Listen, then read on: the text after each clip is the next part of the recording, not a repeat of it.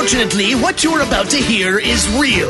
The members of this radio program are simply not that bright, or what some people would call educated. They are merely stupid. They're not trying to offend anyone on purpose. And all have played doctors on TV. You have been warned and are cordially invited to join the party. This is the men's room. Forget it, man, and get with the countdown. Get with the countdown. Shake this square world and blast off for Kicksville. The trippers, the grasshoppers, the hip ones, all gathered in secrecy and flying high as a kite. This is the men's room with Miles and Thrill. You know what they say, shake your radio more than 3 times, and you're playing with it. You're listening to the men's room. And away we go. Welcome to show number 2865. Along with Steve the Thrill Hill, the Ted Smith, Robin Fox, and my cock. And you are in the men's room. On tap today, Who Sucks Less? What you don't need to know, the Flop Edition. Get ready to play Profile This. Plus headlines, the men's room shot of the day, fun with listener emails, and everyone's favorite, TV Time with Ted. Click, clack, drinkity, drunk. All right, here we go to Pennsylvania, where a naked man on the side of the road tells cops he is partying hard. Man's excuse for getting caught having sex with a horse catches almost everyone off guard.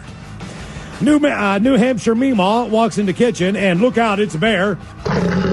Men steal drugs and do them, but accidentally stream it live on the air. And a gnome thief falls through a fence while stealing a gnome. That is all coming on today's very special episode of The Men's Room. And now, here's the question. Hola, bitches. Good day to you and yours. All right, body parts. We all have them. Some of us are prouder than others. In fact, there's a recent study in Australia, and they found that a large percentage of women, believe it or not, have some anxiety about the appearance of their genitalia. I won't give you the whole study, but you can guess how much impact that had on attracting men. Let's just say men not quite as worried about what you got as long as you got it. Now, that said, a different study sought to find out if men's penis sizes were important to men. And basically, the conclusion that they reached as far as men viewing their penis size, men do, in fact, care about their penis size because men overwhelmingly believe that women care about their penis size. See, they go hand in hand. So as long as we believe that women care about the size of your penis, hand in hand, we care about the size of our penis. It's really just that easy. And then we also have a list as far as body parts go. Now, it's not their genitalia, but we have a list of the 35 celebrities with deformities. All right, now you may or may not have heard about a few of them. Like Harry Styles is all the rage. Maybe it bothers you that he has 4 nipples. Maybe it doesn't. Some people are really attracted to Kesha. Listen, I don't know how judgmental you are if I told you that she was born with a tail. They did have it surgically removed, but just know the monkey girl there at one point had a tail. Patricia Heaton, the actress, she has no belly button. And on it goes. We'll share that list with you coming up. But when it comes to body parts, deformities, weird things, who knows? So we just want to ask you this question. What unique body part will you always remember? Be a part of the big show. Call 844-999-OLA. Like the Men's Room on Facebook. Follow us on Twitter and Instagram at Men's Room Live. And send your emails to the Men's Room at mensroomlive.com. You are listening to the Men's Room Radio Network. Hola, bitch, hola. You have entered the men's room. Oh, the show is and away we go. Welcome to show number 2865. With a large and charge program we have for you today. Guaranteed future repeat as we get the return of Who Sucks Less. We understand that there is somewhat of a theme to this week's Who Sucks Less. Does it all kind of tie in together somehow? 2 out of 3, I guess. Okay. You know? Well, they all connect because people suck.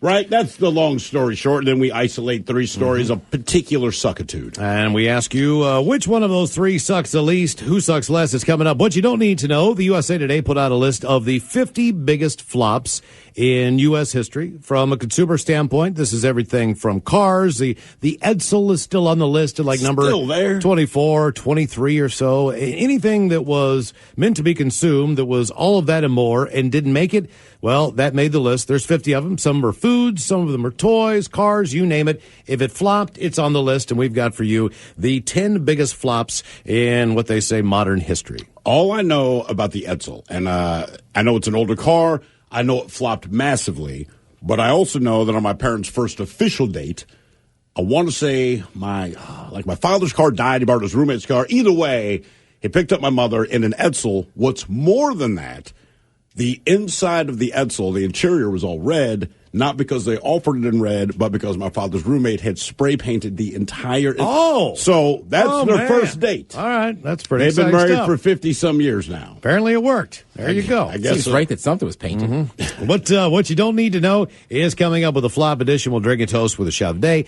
and another round of profile that's coming up. And today we're going to talk about what unique body parts will you always remember. And we're going to start with the female side here. And this study was just concluded, and it was the largest study on female genitalia. And it confirmed something they say that should have been obvious all along. After examining the vulvas of 657 women of all ages. Oh, vulva. I thought you said Volvo. What does their car have to do with this? All the station wagons, the SUVs. A team of physicians at a Swiss hospital have concluded that there is no need to worry about what you've got going on down there. The affirmation is important given the insecurity over one's genitalia is somewhat prevalent in women across the world. For example, a 2016 study surveyed 443 Australian family doctors and revealed that 97% had cared for a patient who expressed anxiety over whether her genitals were normal. And according to a 2017 report by the International Society of Aesthetic Plastic Surgery, number of women who went under the knife to surgically alter the size and shape of their vulva increased by 39% between 2015 and 2016. I'm guessing insurance doesn't cover that. The procedure, known as a labiaplasty, is marketed as a means to rejuvenate and refine the appearance of the external female genitals. In some cases, women seek a labiaplasty because the skin around the vaginal opening is painful after if it rubs against clothing or during sex. Majority of these surgeries, however, were performed in women who feel that their vulvas are too large or they're not symmetrical. That is one big asymmetrical vulva. Yeah, a trend that appears to be fueled by... I thought I'd take this opportunity to tell you that right now. Oh, boy, here we go. Small symmetrical labia and clitoral hoods in most representations of vulva. So, in other words, based on what diagrams show, and based on other things, in the current study published in a magazine, a doctor and her colleagues sought to finally provide the medical literature with a reference on the diverse different types of vulvas in healthy women. So basically... How many different types of vulvas are there? Thousands. They took detailed measurements of the size and relative distance. I am learning something new today. I'll basically just know this, kind of like a thumbprint. Okay. There's no two that are the same. There's always going to be a like subtle snowflakes. change. Like anything else. Delicate little snowflakes. Yeah. You know, baby, know something about your vulva. There ain't another vulva like this on planet Earth. And these were all between volunteers between the ages of 15 to 84 years of age. Volunteers, yes, who showed up. The investigation is the largest examination of vulva shape to date. So if you're thinking, how many were there? No, if you're thinking that the vulva study in 1993 had more. Oh, that was a hit. No, this one's bigger. They found that providing an average size of these female features is practically useless because the range is so wide. The length of the outer labia, for instance, was shown to vary from 12 millimeters to 180 millimeters. Damn. And the vaginal opening was observed to range from 6 to 75 millimeters. One limitation that must be noted, however, is that all subjects were Caucasian. If women of multiple ethnic groups were included, the variations would likely be even more pronounced. You don't know. It might be like, all women from Argentina have the exact same vulva. Right. These results may serve as a reference for doctors seeking to reassure concerned female patients. After all, the Australian study mentioned above also found that a quarter of the doctors were not confident in their ability to distinguish normal genital anatomy.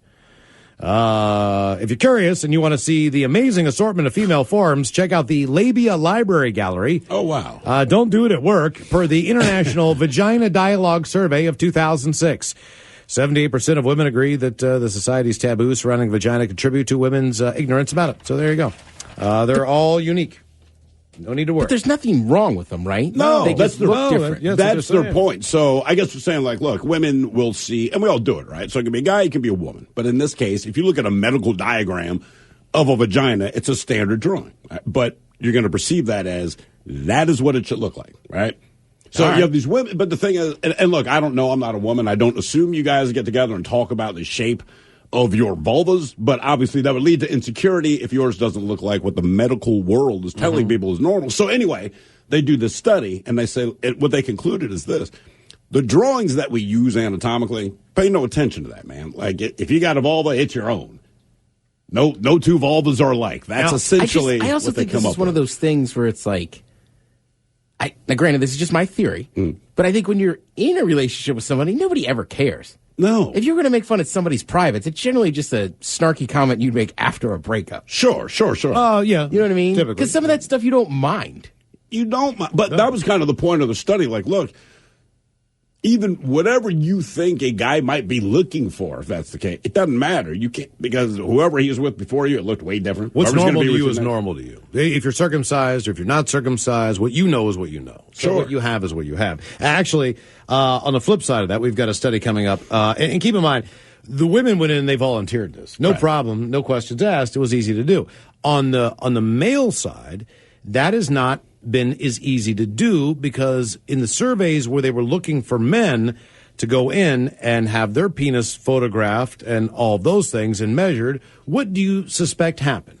Well, of course, only guys that have a magnificent penis are going to send it in. Only men who are confident enough to do that are going. Even if you're average size, you could be confident enough. You can be if confident. you're bigger than average, you're confident. You sent 3 pictures. If you're below average, those members were less likely to go in. No pun intended. I was going to ask, and are do you the talking study. about So the people or their They penis? tried to figure out a way because it's private. It's a self-esteem issue, and researchers had to get through that barrier to be able to do the same type of study for men. So But that makes sense to me because, guys, unless your penis is specifically deformed, okay? Because with the women, the way they model the study, they're saying the women aren't sure if what they have is, you know, Right. It's normal. With guys, I mean, unless there's, you can look down at your penis, and if there's a deformity, you know there is. So the only thing we base anything on is size, assuming there's not a deformity. That's it. and, You're not worried about there's something wrong with it. Just if you think your penis is small, it's not something you're going to brag about. And if you want to feel better, everyone likes to find out who all in the celebrity world has a bunch of deformities. You know what I mean? So Absolutely. we'll bring those to you as well. So I just our hope it's question- good-looking people, man. What? Yeah. hey, I want George Clooney. I want, who's the guy Yeah, who speaks Gerard French? Butler, Ashton Kutcher, Awesome, Harry awesome. Styles, Yeah. Tay Diggs. Yeah. Those are good-looking people. Matthew Perry. Ah, why does that make me happy? Yeah, there you go. What unique body part will you always remember? 844-999-OLA. Hello, Clark. Welcome to the men's room. Hola! Hola. Shout out to my buddy Chris. He's listening. And Ted, you're my favorite. Thanks, Clark. So it's first grade, and it's show and tell day. And this girl, Elise, she walks up, and she takes her shoe off, and then she takes her sock off. She puts her foot on the table, and she has 6 toes. Awesome. Was it super noticeable? Like, was her foot wider, or did the other toe just cram in there? It looked like a normal foot with just like an extra pinky toe, like jetting off the side. It was kind of weird. Do you think, okay, so you got 6, 7 toes, whatever, right? Mm.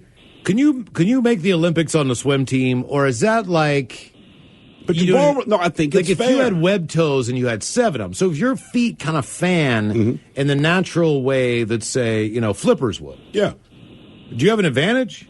you absolutely do. And I think you should be able to get in. Was she a swimmer? No, but she was Jewish. Okay. I don't know why that matters. No, I don't either. I'm not sure that Clark, you there's lost on that one too, brother. Jewish 6 toes. No, Did she have, the 6-toed Jews of the Old Testament. did she have... Is that guy a sprinter? No, but he's Catholic. Yeah, exactly. I mean, like, what the hell? Now, did she have 6 toes on both feet or just one there, Schwarza? Just the one foot. Just the But one foot. So she had 11 toes. Yeah. And Okay. so last year, I'm at the airport at home, and I see, and I'm drunk. I don't have a filter to begin with. And so I yell her name, and she starts, walking up to me, and I'm like, hey, you still got that 6th toe? And she's like, yes, I still have it. That's how you remember me. Hey, man, look. That's why we're asking the question, what unique body part will you always remember? She's got to think you remember it because you offered this up for show and tell, which actually, to give her credit, because look, I bet you that was the urging of her parents, right? And she's like, look, I don't want to do it. And the parents explained, look, kids are terrible people. Okay, and like this guy's, I have no filter. Kids have no filter. They have so little filter, they don't know that there's a filter you should have. So once you can acknowledge that you don't have one, you're already 8 steps ahead of them. Yeah. So the parents probably said, look, this is going to go one of two ways. You show it to people, and maybe it's going to be weird to you, but they will be fascinated. You might get a nickname, but you're taking control of this. Don't go to a gym class where nobody knows this is going to be the case. Pull off your sock in the locker room and have people see your 6 toes. It's a much different world that look. They're going to find out about it. Either take control of it or have people bring it to you. Yeah, totally. Just do it. What unique body part will you always remember? 844-999-OLA. I'd get that goddamn thing removed. That's just me. Hello. Just for shoes and stuff like that. I would think you'd always have to have really wide shoes, or you have to just crunch your feet into them. I wear wide shoes. I mean, if you have wide feet already, it's hard. And flip flops are gonna be weird looking. Hello, Nora. Welcome to the men's room. Hola. And you can never wear those weird toe socks. Nora, there's no way you're below the age of 45. Yes, I am. Oh, my God. It's the youngest Nora in the world. Welcome to the program. Well, hello. To kind of go along with the toe theme here. Oh, boy. I was born with 5 toes, but on my right foot, my pinky toe and the toe next to it were webbed together. So they were joined together, or web? I mean, were they? The skin was connected. Okay, all right. But then the unique thing about it is my pinky toe. It looks like it's round and it's flat, so it actually kind of looks like someone took a hammer to it and smashed it. But that's just how it is. So, first of all, that's not the thing that makes it unique. But it's not the left foot, just the right foot. It's on my right foot, and that was the only thing that they were just webbed together. And my mom thought it was unique being born in Washington.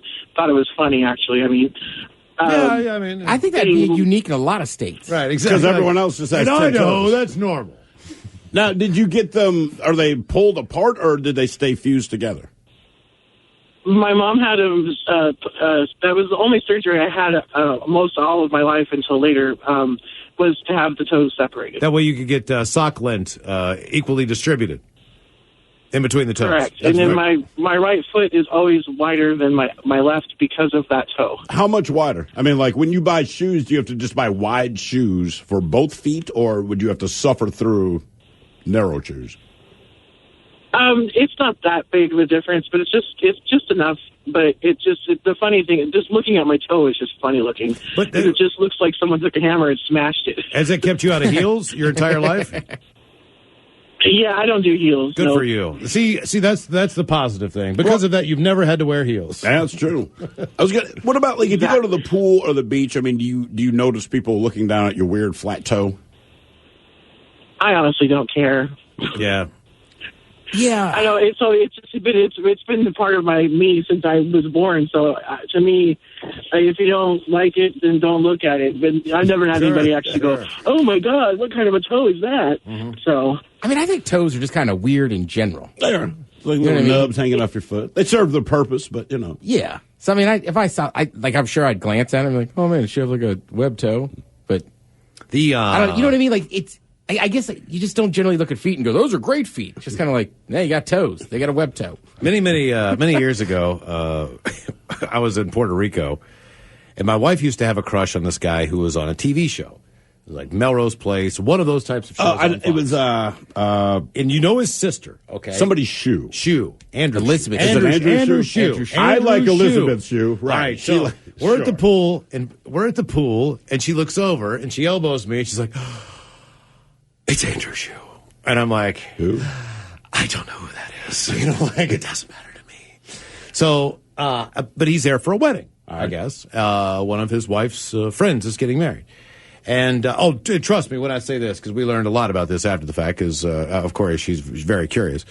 The woman who Andrew Shoe is married to is a Good Morning New York person. Okay. So like on their local Good Morning New York City. He's got an attractive wife? Yes, very attractive wife who does a morning show on television. Okay, the thing about Andrew's shoe is, like, he's got something really weird about his foot.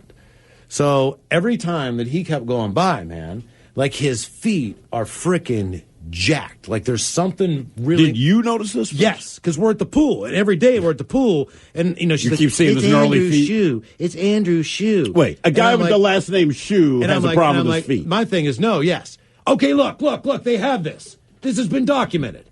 Look at this. Okay, do you see what's going on with his foot?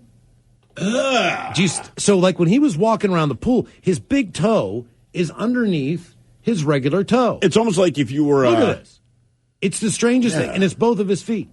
So I always thought it was just, Both of them? Oh, yeah. So I just thought it was funny that she would love this guy. I was like, dude, you like the guy with the mangled feet? He's not as cool as me, right? Right? Right? Come on, right? Can you wear flip-flops? Surely you're not thinking of him while you're having sex with me on vacation, right? Could you wear flip-flops with those when you were there? Would go down the middle, No, right? he was just walking around You could barefoot at the curve pool. back in. Yeah, he couldn't wear a flip-flop. His big toe curls under the rest of it. That is... Oh, yeah, I do remember that. Right. It was weird looking. Like, when you saw it in person, it was more dramatic than that. It was almost like he was up on his toe was way underneath his other feet. He has to walk on the edge of his feet. It was, like it was like this. Yeah, seriously. It was like he was walking like this, and it was all curled under. Like, dude! It was very strange. Our question, what unique body part will you always remember? 844-999-OLA. Hold the line, more your calls coming up. You are listening to the Men's Room Radio Network. We return to the men's room with Miles and Thrill. Female professor at Missouri State University is asking men to send her pictures of their private parts in a quest to find out if size really does matter to men. Sociology professor Alicia Walker is asking male participants to voluntarily send photos of their anatomy along with measurements in an aroused and non-aroused state as part of a research project approved by the Missouri State University Institutional Review Board. The study is examining the importance of men's self-esteem and feelings about their bodies and their experiences in a society that worships size and tells men that they're less than if they don't measure up. For the men I've spoken to thus far, that impact has been grave. These aren't sexy photos. These are clinical pictures to confirm a reported measurement. For the pictures, when they take the survey, there is a spot to upload them with the survey. They provide their measurements for girth, upload a pic with a measuring device showing their girth, repeat that with length, etc. The pictures do not include faces or any other identifying features. Walker's research assistant posted the study on several X-rated Reddit threads where he said the study requires more than just a photo. We also need answers to questions regarding their self-esteem levels, feelings regarding their genitals, satisfaction with their sexual life, so on and so forth. Walker said they are recruiting from a wide array of places online, in addition to Reddit.